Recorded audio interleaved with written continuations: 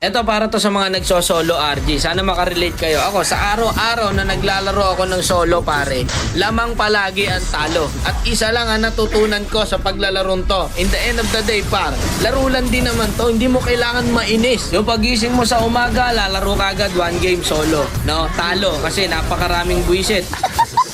Lalaro ka sa tanghali, kakatapos mo lang kumain para may lakas ka. Pag na-lose streak ka, ibibigay sa iyong kakampi, may mga sariling mundo.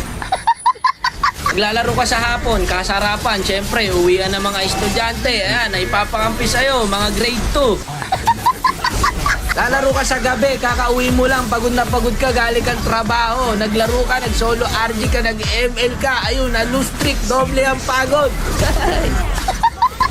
Kung inaakala mong pampatanggal to ng stress, nako hindi ko, nagkakamali ka dyan kaibigan. Pagkagising mo kinabukasan, masakit na likod mo sa trabaho, masakit pa ulo mo no, sa mga schoolworks, dadagdag pa tong mga kakampi mo to. Kung naghahanap po kayo ng tunay na problema, mag-solo RG ka, nandito lahat. No? Lahat ng hinahanap mong klase ng problema, nandito.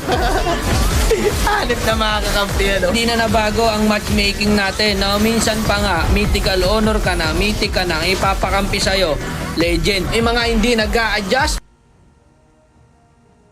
Legendary White House. Oblivion. Initiate retreat. Without my little star to guide me, I would have been lost long ago.